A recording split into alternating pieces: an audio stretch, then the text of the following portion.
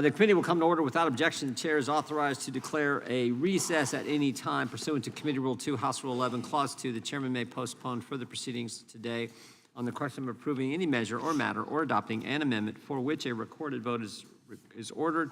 I now recognize the gentleman from Maryland to lead us in the Pledge of Allegiance.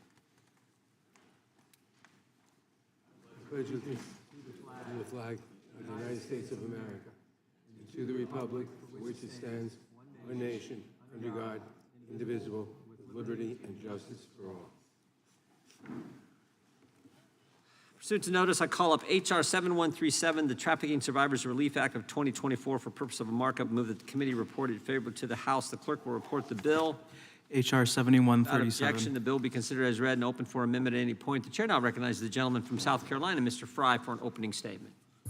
Thank you, Mr. Chairman. The bill we're here to discuss today, H.R. 7137, is a strong bipartisan, bicameral piece of legislation that will help combat human trafficking across our country. I would like to thank my colleagues who are here in this room on both sides of the aisle for coming together and co-sponsoring this legislation that we aim to move forward. Human trafficking, specifically sex trafficking, is a heinous crime that tragically continues to grow in our country. While international sex trafficking may be more widely known, domestic sex trafficking also persists in the United States. In fact, Horry County, where I live, and one of the counties I represent, is one of the top 3 counties in the state of South Carolina in reported human trafficking. Human trafficking can occur anywhere. Traffickers can even use social media to lure innocent people to becoming victims. Women and children who make the dangerous journey to cross the southern border into the United States have a high likelihood of being trafficked. A study by the Coalition Against Trafficking in Women estimated that 60% of unaccompanied alien children are exploited by cartels or smugglers for child pornography and drug trafficking. In the United States, an adult or child can be trafficked and exploited at hotels, truck stops, their own homes, and online. Trafficking victims are exploited in cities, suburban, and rural areas. It can happen anytime and anywhere. Efforts by federal, state, and local law enforcement and advocates to eliminate human trafficking and support victims have increased awareness, reporting, and prosecution of sex traffickers across the country. However, victims of these crimes are sometimes prosecuted for their actions while under control of their traffickers. Traffickers use force, fraud, and coercion to induce their victims to commit crimes. This can lead to the arrest, conviction, and incarceration of trafficked victims without consideration of their victim status. Things like getting a job, Voting and renting an apartment can all be impossible to do if victims of human trafficking have a federal criminal record, which can happen as a result of being trafficked. Thankfully, we as a country have made significant progress to help victims and survivors move forward in their lives. The vast majority of states actually provide some sort of relief to victims for nonviolent offenses committed while under control of their traffickers. These laws allow victims to move on from these horrors, re-enter their communities, and get on with their lives. My own home state of South Carolina, in part due to the leadership of our Attorney General, Alan Wilson, continues to lead on this forward victim-centered approach. The Trafficking Survivors Relief Act follows several states' clear lead and provides federal relief to survivors of human trafficking who have committed nonviolent offense as a result of being a victim of trafficking. For a court to grant a motion to vacate a conviction or expunge an arrest, a defendant must show by a preponderance of the evidence that the offense was committed as a direct result of having been a victim of human trafficking. Additionally, the defendant must establish by clear and convincing evidence that the defendant was a victim of human trafficking at the time the offense was committed. To ensure that these opportunities are only available to true victims of trafficking, the legislation allows for additional evidence to be considered, including the sworn testimony of a law enforcement officer as to whether a victim had any role in coercing other victims into criminal offenses. This bill would restore trafficking victims and reintegrate them into their families and their communities while making sure that law enforcement and the courts can protect public safety. This legislation is endorsed by numerous advocacy organizations and law enforcement officials, multiple attorneys general, including in the states of South Carolina, Georgia, Ohio, Tennessee, and many others, wrote in support of this legislation. Simply put, this legislation strikes the right balance between victims' rights and public safety. Let's work together to fight back against the evils of human trafficking and help the victims and survivors move forward with their lives. Mr. Chairman, I also want to thank this committee for this markup. And the incredible bipartisan support. When you have conservatives like me and Andy Biggs and people on the other side of the aisle like Sheila Jackson Lee and Ted Lieu coming together on an issue like this, you know that it's important. And with that, Mr. Chairman, I yield back. Gentleman yields back. The chair now recognizes the ranking member for an opening statement. Thank you, Mr. Chairman. Mr. Chairman, H.R. 7137, the Trafficking Survivors Relief Act of 2024, is important bipartisan legislation that would provide relief to human trafficking survivors who have been unjustly criminalized because of acts they were forced to commit by their traffickers. Far too often, trafficking victims are arrested and convicted of crimes that are the direct result of their victimization. This legislation provides a remedy for this injustice. I am proud to be a co-sponsor of this bill, and I thank my colleagues in the majority for bringing this bill to a markup. Although we do not agree on much, I'm grateful that we can join forces to protect trafficking victims by bringing about much-needed criminal justice reform. Human trafficking is a multi-billion-dollar criminal industry that takes the freedom of nearly 25 million people around the world. Traffickers exploit their victims by forcing them, through violence, fear, and manipulation, to provide labor, services, or commercial sex acts. Traffickers often force or coerce their victims to commit other crimes, too, such as money laundering, drug trafficking, robbery, theft, and prostitution. This leads to trafficking victims being arrested, detained, convicted, and sentenced without consideration of their indisputable status as victims. They are then made to serve prison sentences. They are left with criminal records that can prevent them from getting a job, finding housing, and even getting the treatment they need to recover from the trauma of their victimization. Although 35 states allow trafficking victims to vacate convictions resulting from their victimizations, there is no federal counterpart. H.R. 7137 would fill this gap by allowing human trafficking victims to petition the court to vacate convictions for nonviolent conduct committed as a direct result of human trafficking and to expunge the record of arrests for nonviolent conduct directly related to their trafficking victimization. These post-conviction remedies are available only for offenses that do not involve child victims, with the exception of allowing for a motion to expunge an arrest for an offense involving a child victim or for a violent offense if the charges were reduced, dismissed, or otherwise disposed of. In addition to post-conviction remedies, the bill also provides an avenue of relief for trafficking victims who are facing ongoing prosecution for certain federal offenses relating to their victimization. Specifically, it creates a rebuttable presumption that the charged offense was induced by duress if the defendant establishes by clear and convincing evidence that they were a victim of trafficking at the time of the offense. This provision will give trafficking survivors the opportunity to avoid convictions for conduct for which they should not be criminally liable. For far too long, we have closed our eyes to the very nature of human trafficking, that it creates a cycle of crime in which the victims are treated as perpetrators. We must do better. We must do everything possible to prevent victims from being re-traumatized by the criminal justice system. And we must give trafficking survivors the resources and the support they need to heal, rebuild their lives, and rejoin society as the productive warriors we know them to be. The Trafficking Survivors Relief Act is a crucial step towards that goal, and it is long overdue. I thank Representative Fry and Representative Liu, along with Representatives Wagner and Garcia, for sponsoring this legislation, and I urge all of my colleagues to support this bill. Thank you, and I yield back. Gentleman yields back. Without objection, all other opening statements will be included in the record. The chair now recognizes the gentleman from South Carolina for the purpose of offering an amendment in the nature of a substitute. Thank you, Mr. Chairman. I have an amendment at the desk. Clerk will report the amendment. Amendment in the nature of a substitute. Without objection, the amendment in the nature of a substitute will be considered as read and shall be considered the base text for the purpose of amendment. The chair now recognizes the gentleman from South Carolina to explain the amendment.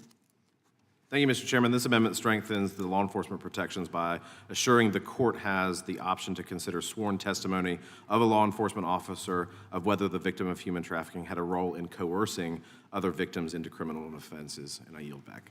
Gentleman yields back. Who seeks recognition? Gentleman from California is recognized.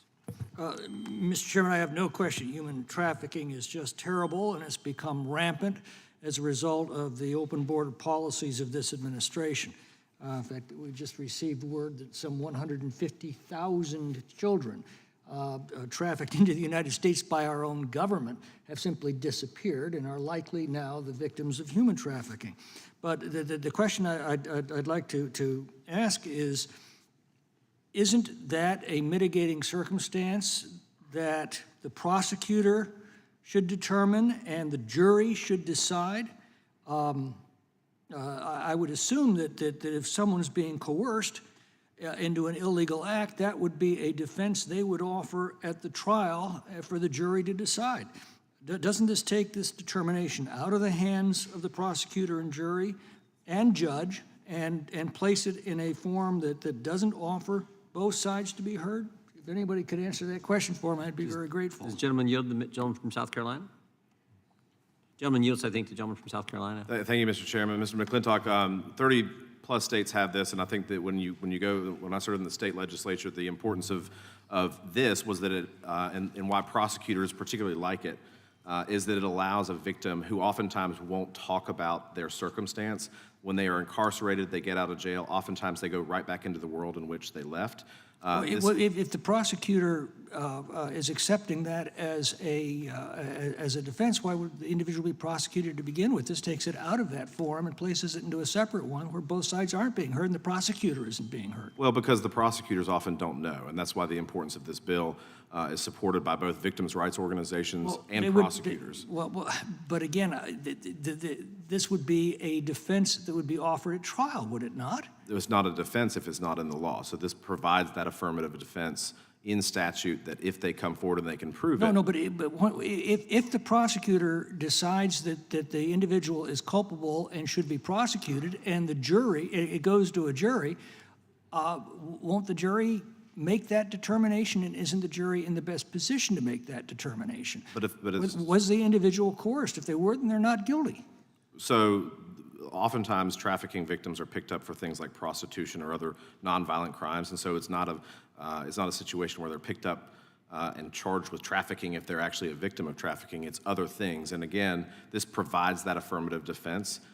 It allows, and this is why prosecutors again like. But again, that affirmative defense is available at the trial if charges are actually brought, and if charges are brought, it's because the prosecutor has recognized this individual was acting in performance of a crime.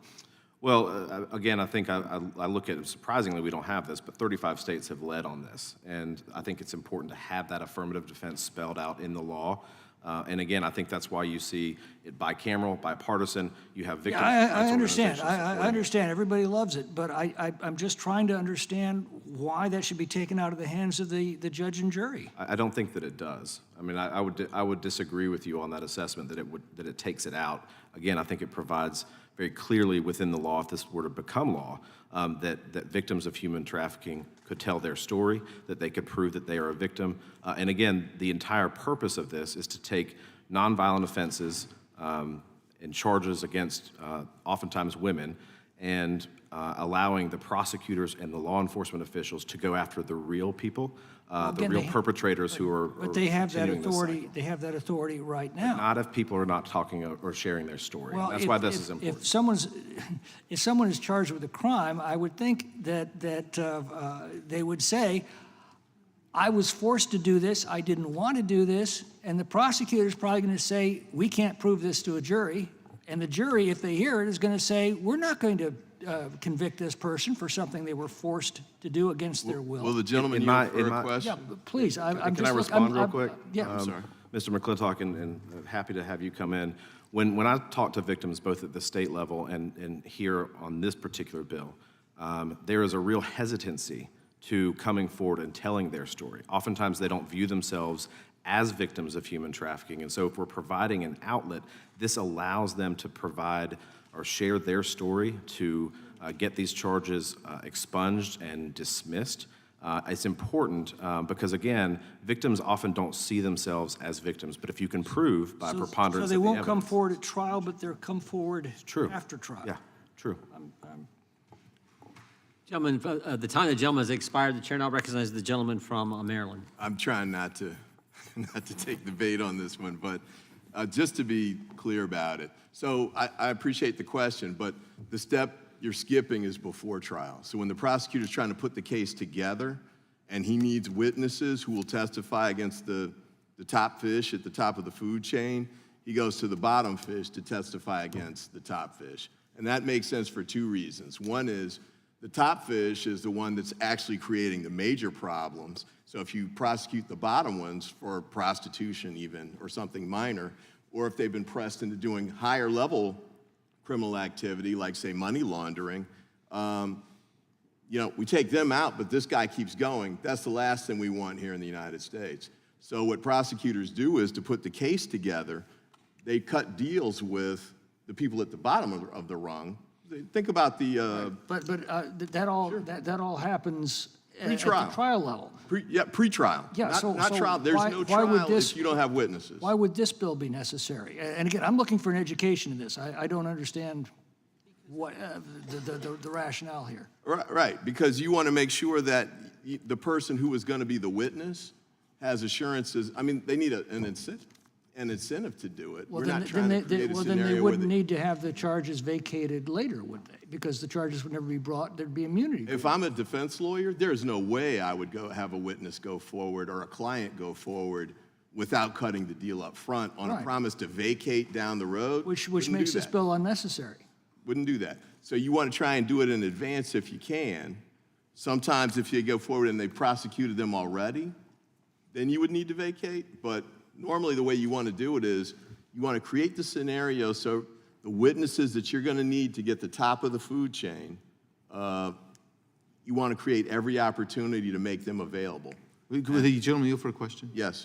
So in my experience, that doesn't come from an affirmative defense. That comes when my client is being charged with something, and they believe we can offer them something. So they don't say, well, we're going to give you an affirmative defense or an expungement. What we're going to do is we're going to give you immunity. We're going to give you a general immunity, which is a different animal than affirmative defense. And I'm not necessarily. Problem with immunity is that, in fact, prosecutors try not to immunize witnesses when they can because they don't want to tell the jury that there's no accountability for that particular individual. So if you can have them, whether it's a plea agreement or something else, But not immunized in that way, that's the better way to go. Well, with all due respect, I think that's apples and oranges to what we're talking about, which is an affirmative defense and an expungement here. That's a different animal. And in the state codes, the Uniform Criminal Code, there's right after the definitional section, I believe, I got to go back and look it up, it's been a while, there's a listing of affirmative defenses. And that's why as Mr. Fry has said, most states actually have now incorporated this in that list of affirmative defenses. I do not believe that the same exists at the federal level, that there's a listing of affirmative defenses. And so maybe this fills the void that the states have. I think 49 states have adopted the Uniform Criminal Code. So this might actually fill the void that the federal law has that the state law doesn't with affirmative defenses. I love the argument on immunity. I'm not buying it. Well, if this gentleman will yield, will. are you saying that under provisions of this bill, this would become an affirmative defense at trial? So if a trafficking victim was accused of the crime, was brought to trial for that crime, they could then use this as a defense at trial. It wouldn't be a separate issue later on. Yes, but the hope would be that since that's now in place, you're not going to have to go forward with all of that. You can move forward with the witness in advance and put the case together against the bigger fish. That's Well, I'd have no problems with this being a defense of someone who's been wrongly prosecuted, who was a victim of trafficking, was extorted into committing a crime. That should be a defense at trial. It shouldn't be once they're convicted, they can go and then in essentially a non-adversarial forum of a claim that they were being victimized. I'm not going to oppose the bill here in committee, Mr. Chairman, but I'm still trying to resolve that in my own mind. I yield back. Gentleman yields back. Gentleman from California is recognized. Thank you, Mr. Chair. I am very glad we're taking up this important legislation today on a bipartisan basis, and I urge its passage. Justice means protecting victims and punishing perpetrators, but unfortunately, victims of human trafficking are sometimes themselves punished instead. Human trafficking is a heinous crime, with men, women, and children being abducted and sold, being forced to toil in bleak conditions, or subjected to sexual slavery. And when traffickers force their victims to commit crimes as part of the illegal operation, this deters victims from escaping and turning their traffickers in, since the victims have been forced into criminal lives themselves and feel they have nowhere to turn. As has been noted, there is no protection in federal law for these victims when they're forced to be part of these nonviolent crimes. This bill removes the leverage traffickers have over their victims by vacating convictions and expunging criminal records for nonviolent offenses that were committed by victims at the order of their traffickers or under duress. This will ensure that victims do not end up in jail alongside their own kidnappers. They will be able to re-enter society, get jobs, resume normal lives, turn their lives around. Mr. Speaker, Mr. Chair, it's vitally important that we do everything we can to end the horror of human trafficking, and that includes supporting victims in every way we can. This bill is an important step in the right direction. I urge its immediate passage, and I hope that the Senate will act on it quickly as well. I yield back. Gentleman yields back. The chair recognizes the gentleman from South Carolina. Mr. Chairman, I request unanimous consent to add into the record a statement from the bill's co-sponsor, Ted Lieu. He couldn't be here today, but he wanted a statement for the record. Without objection. Question is on the adoption of the amendment in the nature of a substitute. This will be followed immediately by a vote on reporting the bill. All those in favor say aye. Aye. Those opposed, no. In the opinion of the chair, the ayes have it, and the amendment in the nature of a substitute is adopted. The question is on favorably reporting the bill as amended. All those in favor say aye. Aye. Those opposed, no. The ayes have it, and the bill is ordered to be reported favorably to the House. Members will have 2 days to submit views. Without objection, the bill will be reported as a single amendment in the nature of a substitute incorporating all adopted amendments, and staff is authorized to make technical and conforming changes.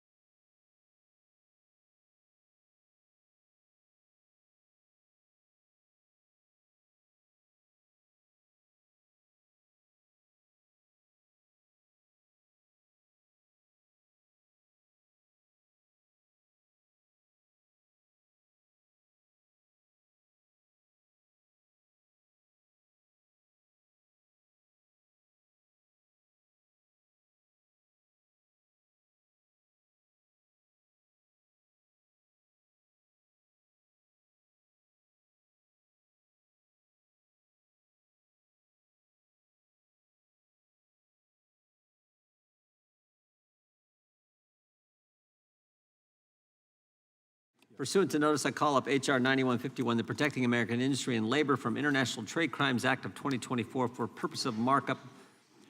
Move that the committee report it favorably to the House. The clerk will report the bill. H.R. 9151. Without objection, the bill will be considered as read and open for amendment at any point. The chair now recognizes the gentleman from California, Mr. Issa, for an opening statement. Thank you, Mr. Chairman. U.S. trade policy is a vital tool to protect American businesses and workers, ensure American competitiveness, and achieve foreign policy objectives. The U.S. trade policy, to be effective, has to be resolute and enforceable, and the implementing laws must be in place. Today's criminal enterprises and bad actors, predominantly based in China, are breaking U.S. trade laws with impunity. Over the past decade, law enforcement has identified hundreds of instances of trade fraud, most of which originates in China. Not only does this fraud deprive us of over $1 billion in anti-dumping and countervailing duties, but it seriously undermines trade policy. In just 1 year, fiscal year 2023, U.S. authorities seized over $2.7 billion worth of counterfeit goods from China. Those seizures reflect billions of dollars of stolen from U.S. businesses and workers, which undermines the trade policies designed to protect them. We must do more to punish the criminals that are breaking our trade laws and seriously harming our economy to the tune of billions of dollars every year.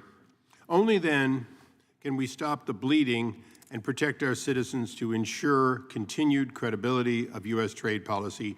H.R. 9151 will set up such a structure needed at the Department of Justice and go after criminals who perpetrate trade crimes. These crimes include trade fraud, tariff and duty evasion, illegal smuggling, trade-based money laundering, trafficking, and counterfeit goods, and more.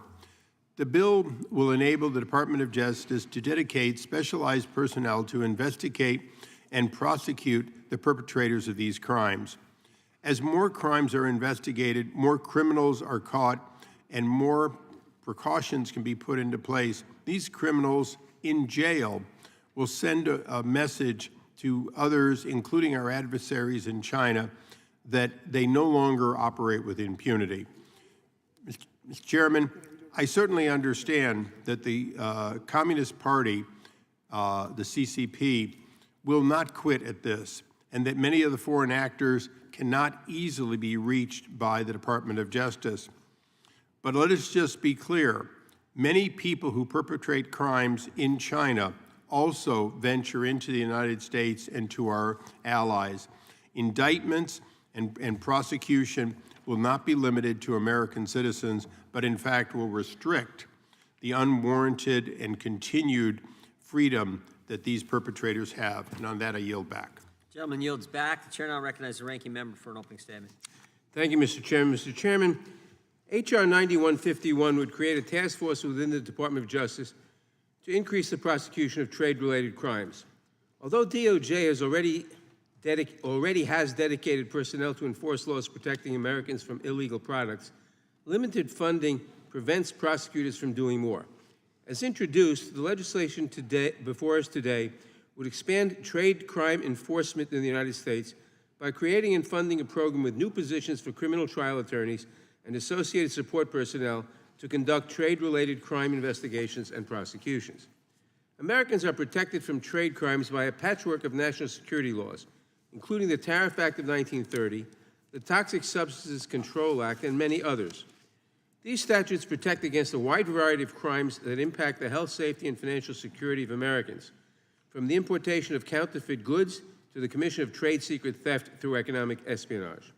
We have all heard stories about the most egregious cases: exploding counterfeit batteries that cause e-cigarettes to maim users, computer chips equipped with spyware in our product stream that endanger military secrets, handbags made with forced Uyghur labor passed off as fair trade materials. These are terrible outcomes with clear victims, and United States law enforcement should ensure these cases never happen again.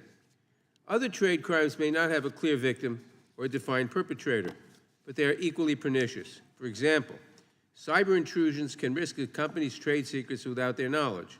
They may never become aware of the data leak, but a foreign competitor can use the intellectual property to unfairly compete with the targeted company. Counterfeit products that look identical to a brand's trademark can cause irreparable damage to a small business or designer. Victims can suffer reputational damage, lose the opportunity to break into a specific market, and otherwise lose revenue that would have gone to them. Over the last year, IP Subcommittee Chairman Issa and Ranking Member Johnson have held multiple bipartisan subcommittee hearings regarding the IP and trade crimes threat posed by the Chinese government. Witnesses have testified about the flood of trade crimes and the inability of our government's limited resources to prevent, detect, and prosecute violations of the law. The deluge of counterfeits and the unique way trade crimes are perpetrated have made it increasingly difficult for prosecutors at the Department of Justice to enforce our laws. This legislation, as drafted, would help the government prevent trade loss by creating and funding a task force to identify, investigate, and prosecute crimes that hurt Americans in every industry. This legislation has been a bipartisan effort. I thank my colleagues on both sides of the aisle on the Select Committee on China, the Appropriations Committee, and the Judiciary Committee for creating carefully negotiated legislation that, if properly funded, would help the Department of Justice better pursue their objectives. Even after this bill becomes law, the program we are voting for today has an uncertain future. Without funding, the myriad investigators, prosecutors, and support staff envisioned for the task force will never be hired. You cannot increase trade crime enforcement without increasing the number of prosecutors working on the issue. And you cannot increase the number of staff handling trade crimes without more funding. Over and over again, I have heard my colleagues across the aisle call for Congress to defund agencies like the Department of Justice. Yet in the same breath, they ask them to do more to protect Americans. You cannot withhold funding from agencies that keep us safe and then act surprised when they do not have enough people to do the job. I sincerely hope we commit dedicated appropriations to this program and all aspects of DOJ in the days and months ahead. Republicans and Democrats on this committee do not agree on much, but the bipartisan work to promote intellectual property enforcement and protect American consumers has been a rare source of collaboration across the aisle during the 118th Congress. I support this legislation. I encourage my colleagues to do the same, and I yield back the balance of my time. Gentleman yields back. The chair now recognizes the gentleman from California to offer an amendment in the nature of a substitute. Chairman, I have an amendment at the desk. Clerk will report the amendment. Amendment in the nature of a Without substitute. objection, the amendment in the nature of a substitute will be considered as read and shall be considered as base text for the purpose of the amendment. The chair now recognizes the gentleman from California to explain the amendment. Chairman, much of the amendment is, in fact, a technical corrections to make it conforming, and a small portion of it reflects this constant bipartisan work we did to scrub it and make it right. There are no substantive changes that would affect the underlying bill, but rather be mostly technical in nature. And I urge support for the underlying amendment. The gentleman yields back. Gentleman from Florida is recognized. Gentlelady from North Carolina is recognized. Then we'll come to the gentleman from Florida. Okay. Thank you, Mr. Chairman. I move to strike the last word. Gentlelady is recognized. I am glad to support this bill protecting American industry and labor from International Trade Crimes Act of 2024. This bill is a critical step towards strengthening our enforcement against trade-related crimes that hurt American businesses, workers, and consumers. In my home state of North Carolina, we've seen the damaging effects of foreign companies violating trade laws, committing fraud, and evading duties, resulting in lost jobs and the closure of businesses that have long supported our communities. By creating a dedicated unit within the Department of Justice to prosecute trade-related crimes, this legislation will help ensure that foreign bad actors are held accountable for actions that undermine our economy and violate the rules of fair trade. It will also bolster coordination with federal agencies like Homeland Security investigations and U.S. Customs and Border Protection, providing them with the resources and expertise needed to combat trade crimes. This is a bipartisan, common-sense approach to protecting American jobs and ensuring that if you trade with America, you must follow the rules. I urge my colleagues to support this vital legislation for the protection of our economy and our workers. Thank you, and I yield back. Gentleman yields back. Gentleman from Arizona is recognized. Thank you, Mr. Chairman. Move to strike the last word. Gentleman's recognized. Thank you. So I get the idea behind this. I understand it's a serious problem, ostensibly aimed primarily at China. But what this thing does is basically creates a new sub-agency within DOJ, a task force or a named program or other similar structure. So I'm trying to understand what that might look like. So I'm wondering how big that might begin and how big it will end up, because it's not limited. It's not defined in here, anywhere in here. But it does specifically say that you're going to create a new structure, a complete new structure within the Department of Justice, which has not won much of my confidence lately, just to say. But then I want to ask, or just suggest through self-questioning, is if you look in Section 4, A2C, this is when, as I was going through the different statutory crimes that these folks are going to be able to investigate. This one is a conspiracy to commit crime against the United States.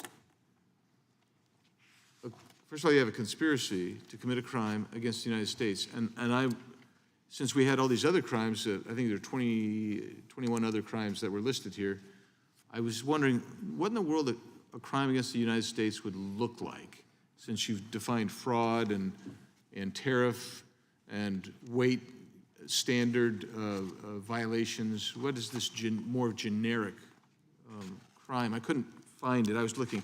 And then the last point I would make is under Section 4A1, it specifically allows the Attorney General to increase the capabilities and capacity of the Criminal Division of the Department of Justice to prosecute trade-related crimes. There's no limitation here, and thus, again, I'm wondering what this all might end up looking like. Do we want to see these crimes prosecuted? Yes. And since ostensibly it's China, I thought we've done other pieces of legislation over the last 2 years or so where we have actually iterated a series of nations or a limiting list of nations saying we're going to focus on these. But this task force certainly seems broader and increases the capacity and the capability. And some of these statutes don't even have mens rea requirements. They're very broad. And having watched DOJ become weaponized in the last, since I've been here watching, this becomes a bit of a struggle for me. I'm trying to work wrap my head around some of this stuff, and some is that, Mr. Chairman, I'll yield back. The gentleman yields back. The gentleman from California is recognized. Florida is recognized. Yeah, thank you, Mr. Chairman. And I share my colleague from Arizona's concerns. I'm old enough to remember just a few hours ago when Marcus Allen was sitting at the table directly in front of us telling us that the DOJ was mistreating whistleblowers. And it wasn't just Mr. Allen, it was also the Inspector General, Mr. Horowitz. And I made the point then that the way to deal with this was to fence resources away from the DOJ until they did right by these whistleblowers. And astonishingly, a few hours later, we're here building a new $20 million tool for the Department of Justice. And while I certainly agree that with Mr. Issa that there are problems that arise from China's trade crimes, I'm left wondering why there has to be a new task force and a new funding structure, and why we couldn't just accommodate this within the normal work of the DOJ. I'd yield to the gentleman from California to maybe help me through it. I thank the gentleman, and your point, although I don't see the $20 million portion, that's out of existing funds. So, but I do share with the gentleman that we are prioritizing not just China, although the substantial portions, more than 80%, can be directly related, but because China, through surrogates and other countries and some other actors, also participate in these kinds of crimes, it is appropriate not to name China as the only place. Having said that, we do have a problem at DOJ, and the problem at DOJ is we do not require them to do enough in specific areas, but rather we allow them to move their dollars wherever they choose. And as the gentleman from Florida has seen time and time again, they often move it to where they have political priorities, including the weaponization. In this case, the target is clear. It is criminal activities from outside the United States that come to our shores, in which the FBI and the Department of Justice uniquely do have the authority. And I think the important thing, and that I'm sure the gentleman shares with me, many of the things done by Department of Justice belong in the states, or at least the states also have redundant capability. This is something where the reach of the Department of Justice overseas uniquely says this should be a federal priority. And I thank the gentleman for yielding. No, thank you. I greatly appreciate the explanation. It was very helpful. Would some of this foreign activity, these trade crimes, include the reflagging dynamic we've seen where China will, send widget to random country where we have a free trade agreement? That widget will then take upon it a sticker or some nominal modification and then be reflagged so as to avoid tariffs? Is that the type of thing this task force would target? If the gentleman would yield, I will. You couldn't be more right that under the USMCA, we, the last administration, raised the requirement for Mexican, for example, content, and yet every day products that have really not changed other than a sticker being removed or maybe put in a box are being shipped over a border. That type of fraud clearly should be investigated, and the reach of Department of Justice would be quick and certain against our partners just to our south. And finally, I would ask, I've always wondered, do we estimate how much we lose in the reflagging enterprise? Because I think it happens relatively frequently. There's no question at all, the gentleman further yield, that there is, in fact, massive tariffs. We're estimating over $1 billion. And of course, there are more than several $1 billion of seizures per year, which shows you that that is obviously only the tip of the iceberg. If you seize $1 billion worth of goods, there have to be $20 or $30 billion in order to be able to lose that and still be in the business. So you're absolutely right. This is of large proportion, and one of the reasons that moving within their budget $20 million seemed to be but a down payment on a very good investment. Thank the gentleman for his indulgence and yield back. Gentleman yields back. Gentleman from Maryland is recognized. Thank you, Mr. Chairman. And to my colleague from Florida, I did want to just chime in support of the Mr. Isa's comments. My thought only on sort of aggregating the prosecutors together in one site was the concern that if you don't do that, I think there's 98 U.S. attorneys' offices across the country. And so if you spread them out all over the place, two things happen. One, they don't get the sort of expertise and focus developed to get on these crimes. But the other concern I had, because I saw this happen, was they get sent to, I don't know, the fill-in-the-blank district of, state X, and they get absorbed into doing other things. And so the concern I had was that you'd lose the focus at DOJ on trade-related crimes if you spread them out too much. So that was the reason I thought it was a good idea. I take the gentleman's point, but I think that it's better if you aggregate it in this way. And the other upside to that is when the local prosecutors know there's an expert team, I guess this will be in Washington, and they're in, let's say, California, and an issue pops up, they know where to call, as opposed to trying to, figure out, well, who's the expert on this? Well, they know they can call that unit in D.C. and get help on that front. And if the case goes forward to trial, they'll bring out the experts from D.C. to co-chair the trial to get it done. So that was my thinking on it, and I want to commend the chair to Chair Issa for moving this forward. And with that, I yield back. Gentleman yields back. Gentleman from California is recognized. I look to Mr. Ice to perhaps educate me on this subject. It involves the operation of the de minimis exemption for daily packages under $800. The committee analysis notes the administration has just recently announced that it intends to promulgate a rule that would effectively remove this exemption for packages under $800, not completely, but largely. Does this mean that these packages would now be subject to the enforcement provisions under this bill? My concern is that we end up, two things. Number one, we end up spending thousands and thousands of dollars to enforce a few dozen dollars of tariff. And with 4 million packages a day under this exemption, obviously there's not enough money in the world to prosecute those 4 million a day packages. Doesn't that just give the Department of Justice enormous discretion to go after people they don't like? The gentleman would yield. I share with you the concern. The good news is that the vast majority of those packages will never be looked at, but those that are, because the waiver is gone, will pay for themselves both in de minimis tariffs, but tariffs that even on $80 or $90 would add up. There are two things that I'm sure the gentleman knows being a Californian. One is that the claim that you're under $800 and the opening of the package often are very different, that you find much more value inside than was declared. The other thing is this has been a loophole, the claim of de minimis has been a loophole in which 10 Louis Vuitton fakes are often inside that waived package.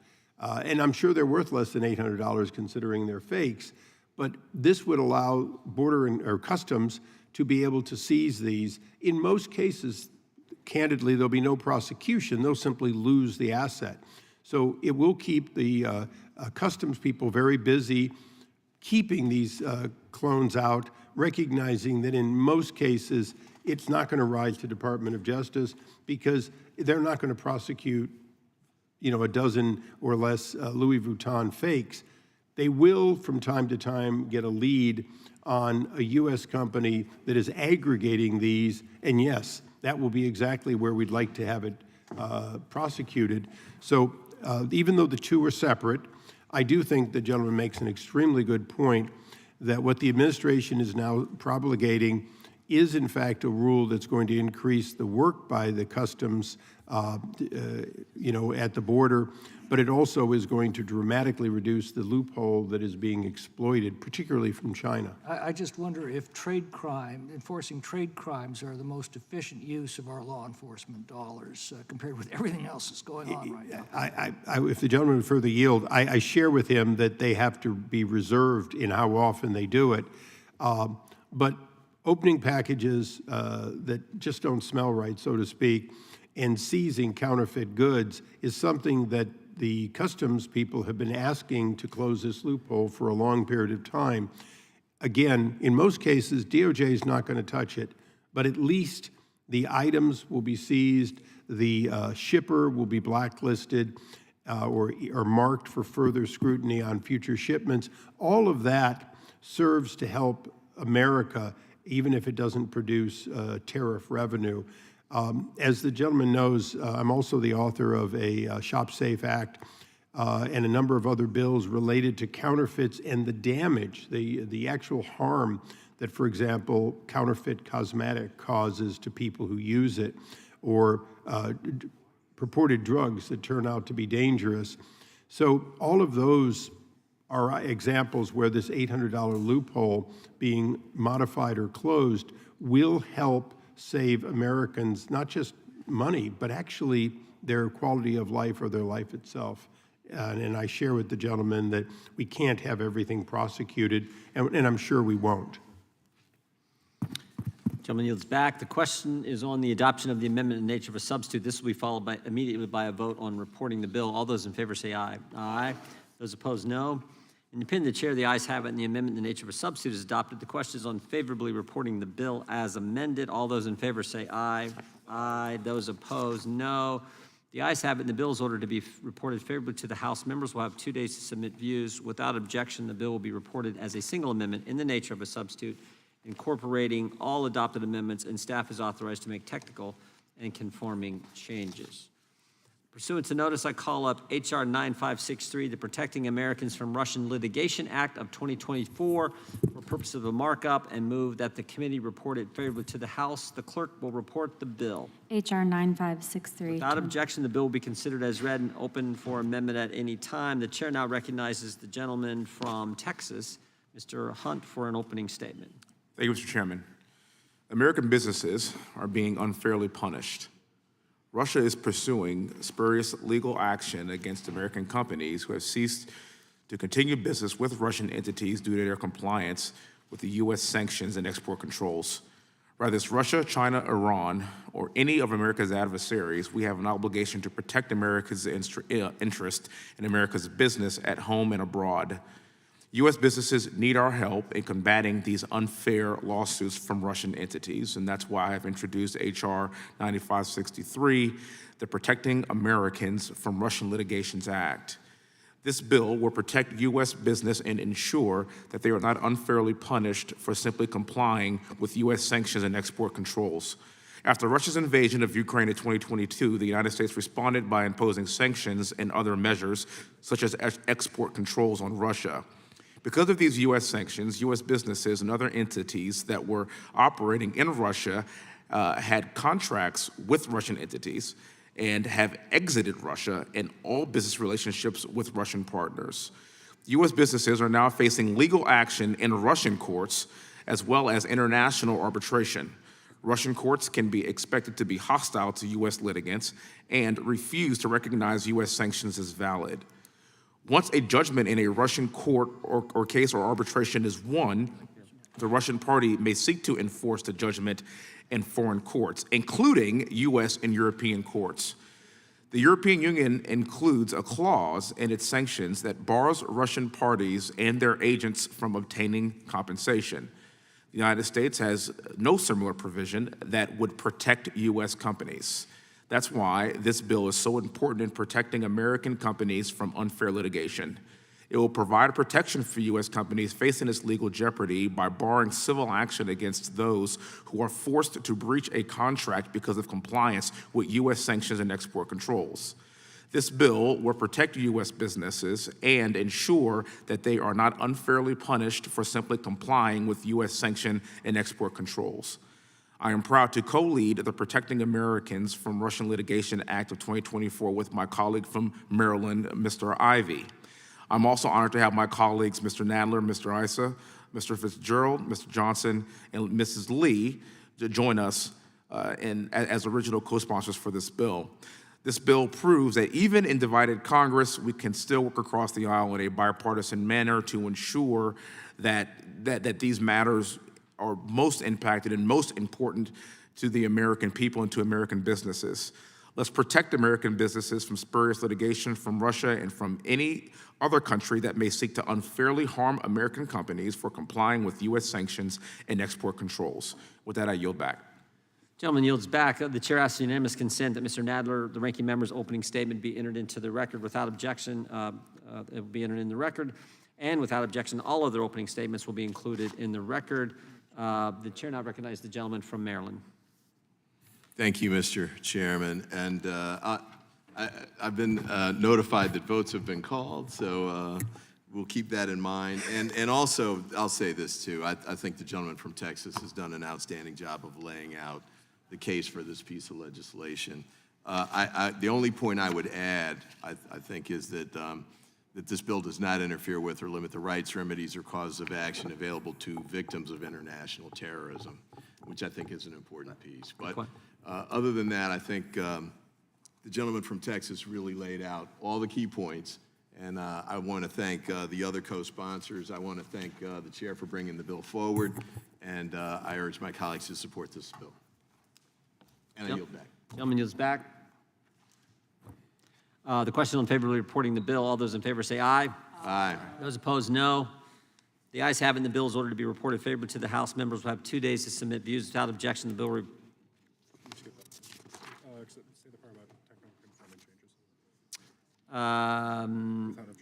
without objection, all technical and the staff is authorized to make technical and conforming changes. And that concludes today's business. We have votes on the floor. I wish everyone a good break, and we'll see you after the election.